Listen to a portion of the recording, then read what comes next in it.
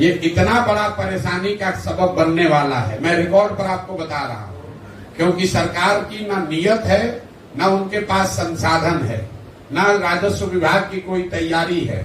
इन्होंने बोतल से जिन का पिटारा खोल दिया, सबको बता दिया आइए आपके जमीन का सर्वे होगा। अब पूरे मैं आप लिख के रखिए 6 महीने के अंदर गांव गांव में, हर पंचायत में, गांव में, हर परिवार में झगड़ा लगाने का ये पूरा नीतीश कुमार ने उपाय कर दिया। अब आपको अपनी वंशावली बनानी है, अपने बहनों से, अपने बेटियों से, अपने परिवार में उन लोगों से नो ऑब्जेक्शन ला कर देना है जो कि शायद अब आपके साथ उसका संबंध मधुर नहीं है। किसी का जमीन किसी के नाम पर चला जाएगा, किसी का जिसका जो जोत है उसके पास मालिकाना हक उससे छीन लिया जाएगा, जिसके पास मालिकाना हक है उसको डिस्प्यूट में डाल देगा, तो फिर आप जमीन बेच ही नहीं पाइएगा। ये इतनी बड़ी समस्या है कि ये क्यों किया है नीतीश कुमार। अभी कुछ दिन पहले बिहार में लैंड का डिजिटाइजेशन हुआ।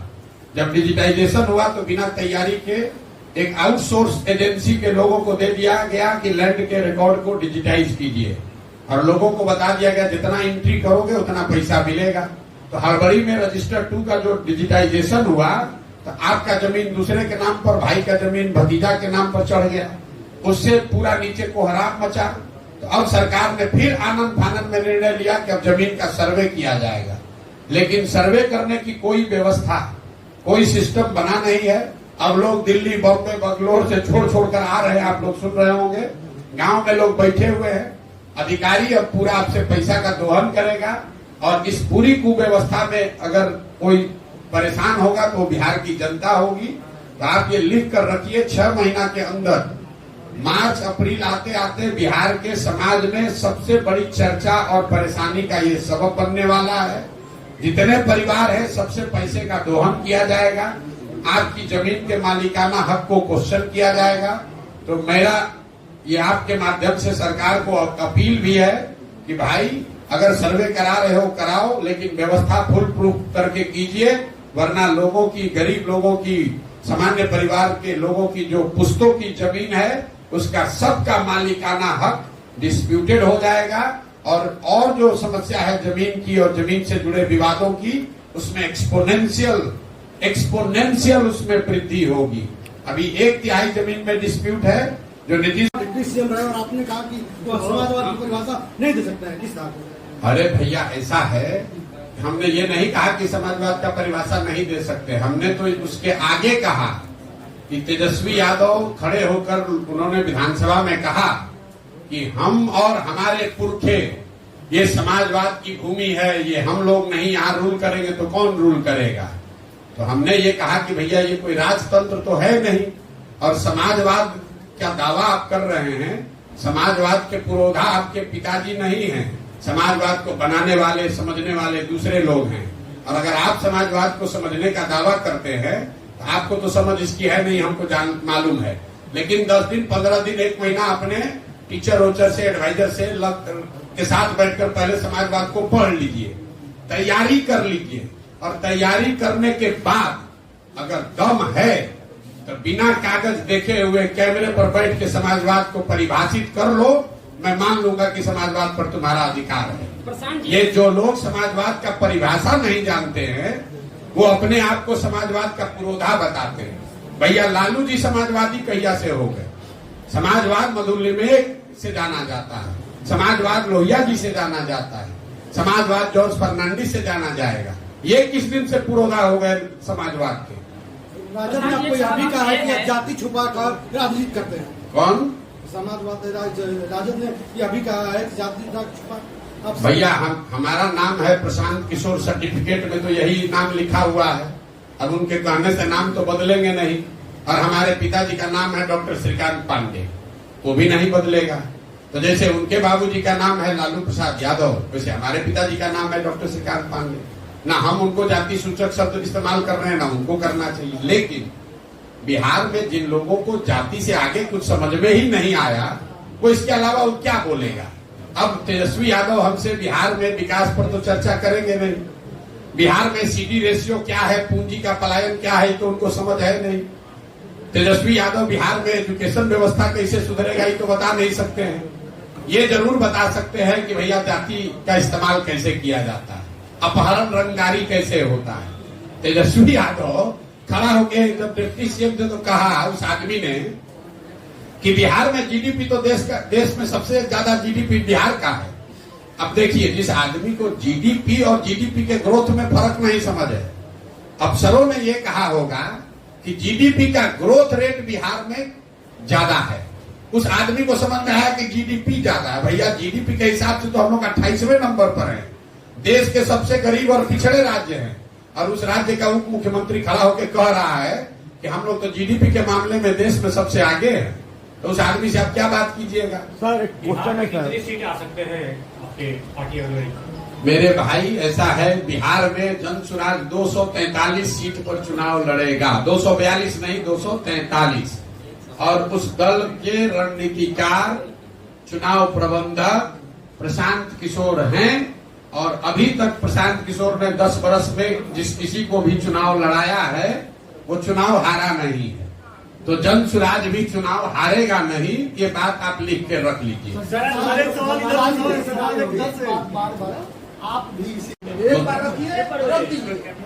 मुसलमानों की जो बैठक हुई उसमें मैंने जो बोला आपने उसको सुना? नहीं सुना? सुना था तो हमने उनको कहीं कहा कि आपको कांग्रेस ने ठगा कि लालू ने ठगा? हमने उल्टी बात कही। हमने ये कहा कि आपको कांग्रेस ने नहीं ठगा, आपको लालू जी ने नहीं ठगा, आपको किसी दल ने नहीं ठगा। आप इसलिए इस बदहाली में हैं क्योंकि आपके कुरान में ये बताया गया है, पैगंबर साहब ने बताया है कि अगर जिस कौम को अपने रहनुमाओं की समझ नहीं होगी उसके ऊपर जालिम हुक्मरानों को मुसल्लत कर दिया जाएगा।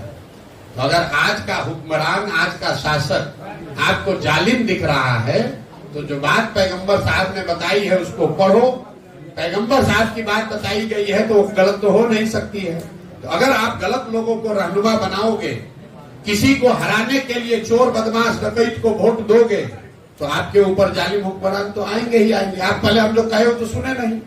देखिए, बिहार के समाज में बहुत विद्वता है, लेकिन यहाँ का जो सामाजिक राजनीतिक ताना बाना है, अब बुरा नहीं मानिएगा, चाहे पत्रकार हो कि पॉलिटिशियन हो, ये आप लोग भी पढ़ना लिखना बिल्कुल छोड़ दिए, सीधा आए और जो मन में बात तो प्रशांत किशोर को तो घेरिए देंगे, ना घेर पाइएगा। हम लोग सरस्वती के उपासक हैं, नहीं घेर सकते हैं। आप रात दिन मेहनत करके पढ़कर पहुंचे हैं यहाँ, बहुत समाज का में रगड़ कर 20 बरस रात दिन 16 घंटा मेहनत करके पहुंचे हैं। किसी का दिया हुआ नहीं खाते, किसी का दिया हुआ एक कप चाय भी नहीं पीते, और रोज सीखने का प्रयास कर रहे हैं। सब जानने समझने के बाद भी गांव गांव जाकर हाथ जोड़कर लोगों से पूछ रहे हैं कि तुम्हारी दुर्दशा क्यों है। हमने आपको शुरुआत में बताया कि पलायन बेरोजगारी के बारे में जो हमारी समझ थी, जब 5300 गांव में पैदल गए तो वो समझ में बेहतरी हुई है। आप कुछ सीखिएगा नहीं, प्रयास कीजिएगा नहीं, बैठे हुए समझ रहे हैं कि हम ही बहुत बड़े विद्वान हैं। प्रशांत किशोर को सफलता इसलिए मिली है 10 वर्ष में कि रात दिन सीखने की प्रवृत्ति है। गुस्सा नहीं रहे, गुस्सा इस बात से रहे हैं कि जिस समाज में इतने विद्वान लोग हैं वहां का पत्रकार भी ये नहीं पूछता है, इतने पत्रकार हैं कि भाई पूंजी का पलायन भी कोई विषय है क्या, सीडी रेशियो भी कोई चीज है, या आपने कभी पूछा? कोई फाइनेंस मिनिस्टर मुख्यमंत्री ने बताया कि ये क्या होता है सीडी रेशियो, कि बैंक यहां से 26 लाख करोड़ रुपया भेजा है, आप फाइनेंस मिनिस्टर को बुला के पूछेगा ये होता क्या है, ये क्या होता है, सीडी रेशियो क्या होता है? तो जब ये आपकी भी जिम्मेवारी है ना भाई, आप भी सवाल वो पूछिए। यहाँ नेता भी लंपटाई बतियाता है और पत्रकार भी वही पूछ रहा है, और जनता भी वही सुनना चाहती है। खाली लंपटाई की बात मत कीजिए। आपने सवाल पूछा, हम आधा घंटा आपको समझाएंगे, तथ्य से जो हमने बोला उसको काटिए, हम बिल्कुल आपकी बात मान लेंगे। फसलों का उचित दाम नहीं मिलता, जैसा कि आपने कहा, आपको आंकड़ा दिए हैं। अभी सुप्रीम कोर्ट ने एक सुझाव दिया है वर्गीकरण का, उसको आप किस नजरिए से? दो बात, आरक्षण को लेकर जनसुराज की सोच ये है कि संवैधानिक व्यवस्था जो आरक्षण को लेकर की गई है वो यथावत बनी रहनी चाहिए। क्यों? कई लोगों का ये कहना है कि संविधान में आरक्षण की व्यवस्था कुछ वर्षों के लिए की गई थी, राजनीतिक फायदे के लिए लोग इसको आगे बढ़ा रहे हैं। इस बात में पूरी सच्चाई नहीं है। आरक्षण की व्यवस्था इसलिए की गई थी कि समाज के वो वर्ग जो सामाजिक, राजनीतिक, आर्थिक तौर पर पीछे छूट गए हैं, उनको प्रोएक्टिव सहायता देकर आगे किया जाए। तो आरक्षण तब तक रहना चाहिए जब तक जो वर्ग पीछे छूट गए हैं वो सामान्य वर्ग के बराबर न हो जाए शैक्षणिक, आर्थिक, सामाजिक स्तर पर। तो इसका उदाहरण आप समझ लीजिए। मान लीजिए कि सरकार गरीबी हटाने के लिए कार्यक्रम शुरू की 1980 में। गरीबी जितना चाहते थे वो उस तरीके से नहीं हटा, तो क्या गरीबी हटाओ का कार्यक्रम रोक दिया जाएगा? नहीं। उस कार्यक्रम से जितनी सफलता मिलनी चाहिए थी वो नहीं मिली। तो गरीबी हटाने का कार्यक्रम और प्रयास तब तक जारी रहेगा जब तक कि गरीबी रहेगी। उसी तरह आरक्षण जो है वो तब तक होना चाहिए जब सामान्य वर्ग और जिन वर्गों को आरक्षण मिल रहा है उनकी सामाजिक, राजनीतिक, आर्थिक स्थिति करीब करीब बराबर न हो जाए। दूसरा सवाल है वर्गीकरण का। तो मैंने डंके की चोट पर कहा है, बिना किसी दबाव के, जन सुराज विचार के तौर पर वर्गीकरण के पक्ष में है। जिन वर्गों को राजनीति जो आरक्षण मिल रहा है उनके अंदर अगर वर्गीकरण का कोई फॉर्मूला उन समाज के लोगों से बातचीत करके निकलता है तो उस समाज के व्यापक हित में है। ये बिहार में अभी चर्चा शुरू हुई है, देश के अन्य हिस्सों में ये लड़ाई बहुत पहले से चल रही है। आप आंध्रा में चलिए, वहां दलित समुदाय में दो महत्वपूर्ण जाति हैं, माला और मडिगा। और माला लोग, ऐसा माना जाता है, किसी के लिए रिजर्वेशन अलग से रहा है। बिहार में कर्पूरी ठाकुर जी ने एनेक्शन 1 की व्यवस्था करी है, तो ये कोई नई बात नहीं है। यूपीए की सरकार में भी रोहिणी कमेटी जो बनाई गई थी वो वर्गीकरण के लिए बनाई गई थी, सब क्लासिफिकेशन विद इन रिजर्वेशन। उसके बाद 2018-19 में मोदी जी ने उस कमेटी को संवैधानिक दर्जा भी दिया। अब उसका रिपोर्ट आने दीजिए, लेकिन विचार के तौर पर ये ठीक है, क्योंकि ओबीसी समाज या ईबीसी समाज या एससी समाज, ये बहुत बड़ी संख्या में इसमें लोग हैं और वो आप सबको बराबर नहीं कर सकते। उसमें भी कुछ लोग बहुत पीछे हैं, कोई बहुत ऊपर है। तो सब क्लासिफिकेशन के हम लोग पक्ष में हैं। पिछले 10 साल से कभी जदयू का चुनावी स्क्रिप्ट लिखा, कभी बीजेपी का लिखा, हम लोगों ने सुना। अब पिछले 10 साल से क्या कर रहे हैं जब भ्रष्टाचार में हमारा दोनों सरकार? ये इन्होंने अच्छा सवाल पूछा कि भाई आप तो 10 वर्ष से अलग अलग दल को जिताए, तो अब काहे जगह? आप पत्रकार कब बने? जब पढ़ लिख कर पत्रकारिता का डिग्री मिला तभी न बने।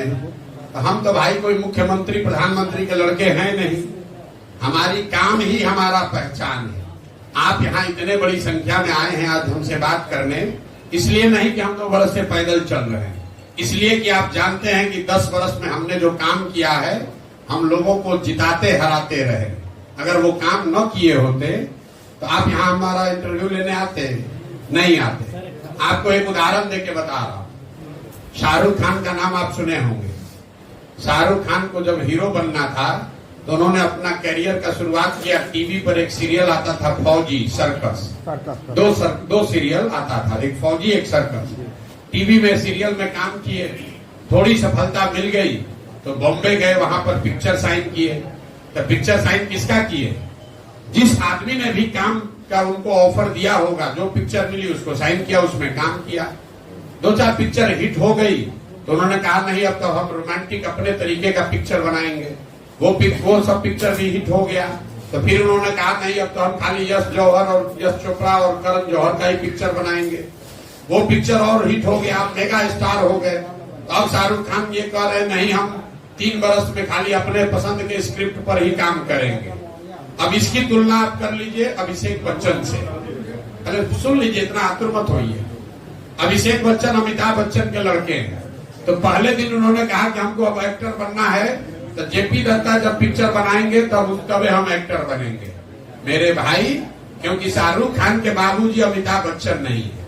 अगर आपके बाबूजी इतने बड़े आदमी नहीं हैं तो आपको अपना रास्ता, अपनी पहचान खुद से ही बनानी है। तेजस्वी यादव को किसी पहचान की जरूरत नहीं है, क्योंकि उनकी पहचान है कि लालू जी के लड़के हैं। और हम अगर आएंगे कहेंगे हम प्रशांत किशोर है, तो हमको यहाँ रास्ता में कौन पहचानेगा? लेकिन जब लोग बताएगा कि ये वही प्रशांत किशोर है जो सरकार बनाते बिगाड़ते हैं, तब लोग ध्यान से सुनेगा। तो जो आदमी भी अपने दम पर आगे बढ़ा है उसका रास्ता आपको टेढ़ा मेढ़ा दिख सकता है, लेकिन तय आपको करना है कि जो बाबूजी के नाम पर आगे बढ़ा है उसमें आपका भरोसा है कि जिसने अपनी बुद्धि अपनी ताकत से अपनी जगह बनाई है उसमें आपका भरोसा। सर 243 सीट का चुनाव मैं कहा अरविंद केजरीवाल ने कि हम सुधार देंगे, हम और हमारे 10 लोग सुधार देंगे। प्रशांत किशोर यहाँ कह रहे हैं कि एक प्रशांत किशोर को छोड़िए 10 प्रशांत किशोर भी आएंगे तो भी बिहार नहीं सुधरेगा।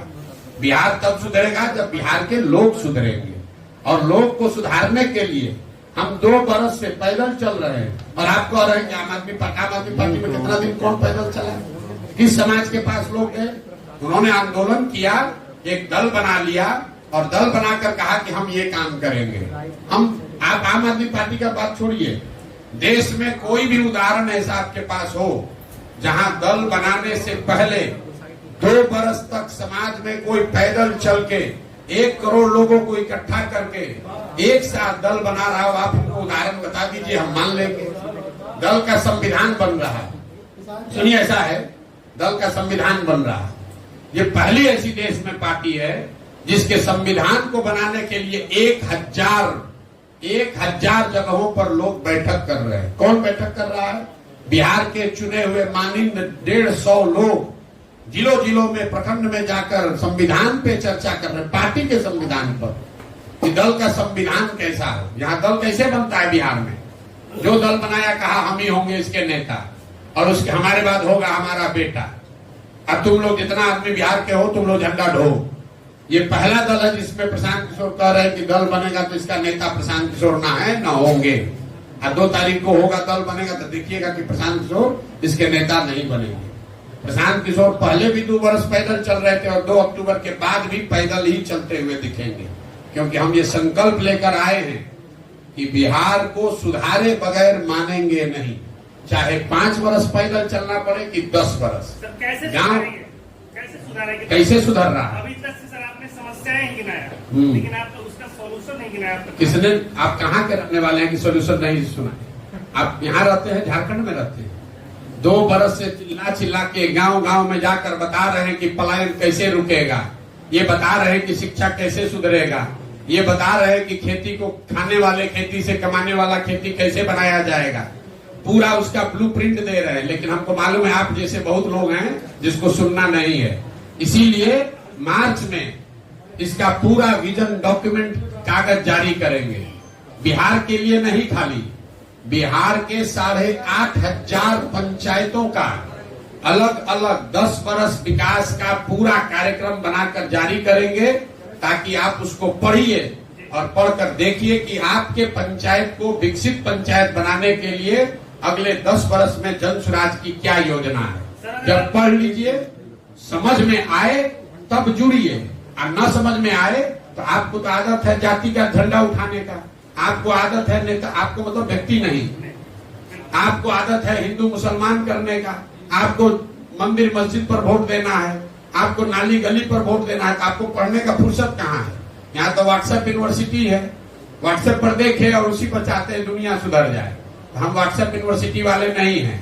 बिहार में ये ज्ञान की भूमि रही है, लेकिन ये दुर्भाग्य देखिए, यहाँ जो आदमी शर्ट के ऊपर गंजी पहन ले उसी को आप लोग नेता बताते हैं।